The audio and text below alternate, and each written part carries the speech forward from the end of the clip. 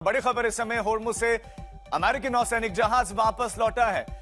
Iran की चेतावनी के बाद अमेरिकी विध्वंसक पोत होर्मुज स्ट्रेट ऑफ होर्मुज से वापस लौट गया है और ईरान के प्रेस टीवी के हवाले से ये बड़ी खबर आई है।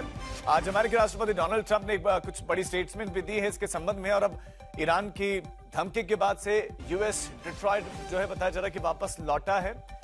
सुमित, एक तरफ टॉक, दूसरी तरफ ये जो बड़ा अपडेट है, इससे क्या समझा जाए? वही वापस लौटा है। देखिए, बिल्कुल कहा यह जा रहा है कि कोशिश की जा रही थी। देखिए, दोनों तरफ से ईरान के प्रेस टीवी की तरफ के हवाले से खबर मिल रही है कि होर्मुज से वापस लौटा अमेरिका का नौसैनिक जहाज, और ईरान के प्रेस टीवी की तरफ से दावा किया जा रहा है। दरअसल ये कोशिश की जा रही थी क्योंकि माइंस को लेकर अब भी कई संशय है, कई तरफ से बातें की जा रही है, लेकिन अब ये प्रेस टीवी की तरफ से हवाले से खबर आ रही है कि ईरान के ये विध्वंसक पोत है, यानी कि ये लड़ाकू एक तरीके से जा, तो ये अच्छा है वहां से जा रहा है, तो ये तो ईरान के लिए अच्छा है। देखिए, बिल्कुल, लेकिन अभी वहां पर मौजूदगी क्यों थी? क्योंकि देखिए, इससे पहले भी कई ऐसे शिप्स थे जो स्ट्रेट ऑफ हॉर्मुज के बेहद करीब थे। आपको याद है कि यहां तक अब्राहम लिंकन भी गल्फ ऑफ ओमान की तरफ मौजूद था, उसके साथ कई डिस्ट्रॉयर्स आए थे, और अभी माना जा रहा है कि शायद वहां पे से वापस जा रहा है। स्टेट ईरान टीवी की तरफ से ये दावा किया जा रहा है, लेकिन अभी कई खबरें हैं जो ईरान की तरफ से इसकी पुष्टि होनी बाकी है। राजीव, बिल्कुल, ईरान की तरफ से तो कहा जा रहा है, लेकिन अमेरिका की तरफ से अभी तक नहीं कहा गया है। कई दावे हमने सुबह से देखे सुमित, जो ईरान कर रहा था, फिर कुछ देर के बाद जो मीडिया में खेला जा रहा था, फिर अमेरिका ने भी उसका खंडन किया। अभी अमेरिका की तरफ से क्या इंतजार करें इस बात की पुष्टि की? देखिए, अमेरिका की तरफ से भी, क्योंकि आज सुबह से ही अगर आप देखें कि कुछ खबरें अमेरिका की तरफ से जिनकी पुष्टि की जाती है उसे ईरान के टेलीविजन से, उनके सरकारी टेलीविजन डिनाई कर देता है। कुछ चीजें ईरान की तरफ से कही जाती हैं उसको अमेरिका डिनाई कर देता है। तो अभी देखना बाकी है कि आखिरकार दोनों तरफ से क्या रिस्पांस आता है। लेकिन ये जरूर है कि अभी स्टेट ऑफ हॉर्मुज को लेकर जो स्थिति है वो यथार्थ ऐसी ही बनी हुई है। लगातार ईरान की तरफ से कहा गया कि उसने स्टेट ऑफ हॉर्मुज को पूरी तरीके से बंद रखा हुआ है। हालांकि अमेरिका की तरफ से दावा किया जा रहा है कि उसने स्टेट ऑफ हॉर्मुज के पास कुछ ऑयल टैंकर्स वहां से निकले, लेकिन ईरान ने इनको डिनाई किया है। चलिए, इस पर तो निगाहें रहेंगे, लेकिन सुमित, जो सबसे बड़ी बातचीत हो रही है, ये अपने आप में बहुत बड़ा है। क्या इसको पॉजिटिव ही समझा जाए कि बातचीत की टेबल पर आ गए, या आपको लगता है कि अभी भी शर्तों पर ये दोनों आपस में अड़ सकते हैं? देखिए, सबसे पहली बात, सबसे बड़ा पॉजिटिव न्यूज तो यही है कि दोनों आपस में एक दूसरे के सामने बैठे हैं, और कई सालों के बाद, कई दशकों के बाद एक दूसरे के सामने बैठे। लेकिन अभी राजीव, सबसे बड़ी बात यह कि अभी तो सिर्फ फौरी तौर पर यह डिसाइड किया गया है कि आखिरकार किस टॉपिक्स के ऊपर नेगोशिएशन हो सकता है, किस टॉपिक के ऊपर बातचीत हो सकती है। अब इसके बाद यह डिसाइड किया जाएगा कि देखिए, नेगोशिएशन अगली कहां होगी, अगली मीटिंग कहां हो सकती है, क्या क्या पॉसिबल उस पर डिस्कशन होंगे। तो अभी कई फेज के अंदर, हाँ, लेकिन यह जरूर है कि एक सीढ़ी जरूर दोनों तरफ से चढ़ाए गए हैं, और खासतौर पर अब माना जाएगा कि अगली डेलीगेशन, अगली बातचीत जब होगी उसमें क्या रुख रहेगा, यह भी देखना होगा। और सीढ़ी का मकसद जो है शांति है, वहां तक पहुंच जाए हम सबकी जो है यही आशा भी है। एक बड़ी खबर जल्दी से दे देते हैं। ईरान के डेलीगेशन ने पाक प्रधानमंत्री शहबाज शरीफ के सामने 4 बड़ी शर्तें रखी हैं, और इन्हीं शर्तों के इर्द गिर्द जो है चिंतन मंथन इस समय अमेरिका को मनाने की कोशिशें भी चल रही हैं। तो अमेरिका को मानने के लिए इन शर्तों के लिए कहा गया कि आपको मानिए, लेकिन अमेरिका की वो शर्त अमेरिका भी मानने के लिए तैयार नहीं। वो शर्त भी हम आपको बता रहे हैं कि ईरान की फ्री संपत्तियां जो है, सबसे पहली ये शर्त है कि तुरंत रिलीज कर दी जाए।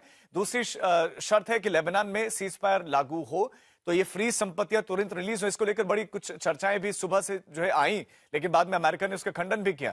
लेबनान में सीज फायर लागू हो, यह तीसरी शर्त है। होर्मुज से रोजाना 15 जहाज निकले, लेकिन सीमा शुल्क के साथ ही ईरान की शर्त है, और खाड़ी देशों से अमेरिकी सैनिकों को बाहर किया जाए।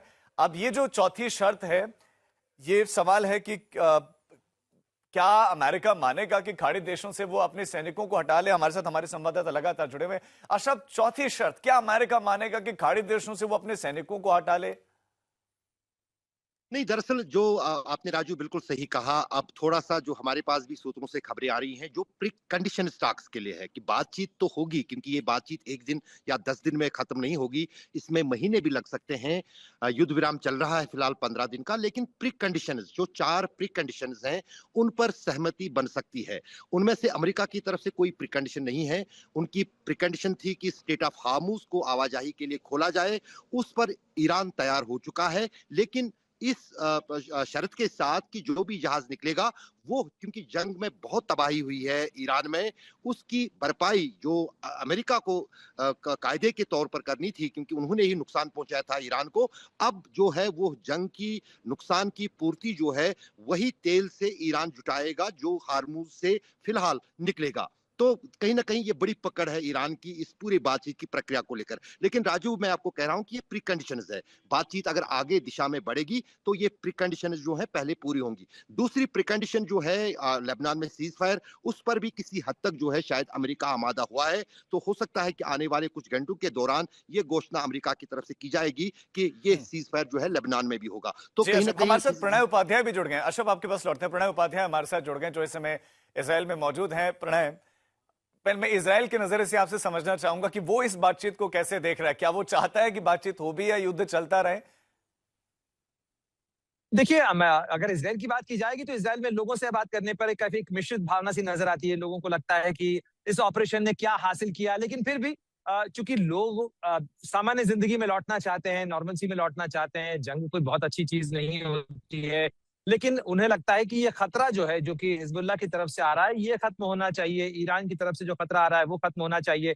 ये सामान्य लोगों की मैं बात कर रहा हूँ। जहां तक सरकार का रवैया है, आप जानते हैं कि इसराइल की सरकार की तरफ से प्रधानमंत्री बेंजामिन नेतन्याहू का जो बयान सामने आया, उसमें जो दबाव है, वो इसराइल हमेशा से ही यहाँ पर दबाव की एक राजनीति करता आया है। वो दबाव छोड़ना नहीं चाहेगा, खासतौर पर हिजबुल्लाह के खिलाफ। और इसीलिए ईरान के में जो सीज फायर का नेगोशिएशन हो रहा है, उस नेगोशिएशन को लेकर तो अमेरिका का साथ इसराइल नहीं छोड़ना चाहेगा। इसलिए जहां तक अमेरिका और ईरान के बीच में बन रही सहमति है, उसमें रोड़ा अटकाते हुए तो इसराइल नहीं नजर आएगा। लेकिन हाँ, लेबनान के ऊपर उसका दायरा कितना हो और किस तरीके की उसके अंदर वर्कआउट होती है कंडीशंस, इसको लेकर जो समानांतर प्रक्रिया लेबनान और इसराइल के बीच में होगी, वॉशिंगटन डीसी के अंदर जो बातचीत होनी है 2 दिन बाद, उससे बहुत कुछ तय होगा। और खासतौर पर यहाँ का रवैया फिलहाल यही है। लेकिन इन तमाम चीजों के साथ मैं बिल्कुल। आपको बता दूं कि उत्तरी इसराइल के इलाके के अंदर अजीब, यहाँ पर लगातार जो धमाके हैं वो भी सुने जा रहे हैं, और साथ ही जो है अलर्ट्स वो भी लगातार आ रहे हैं।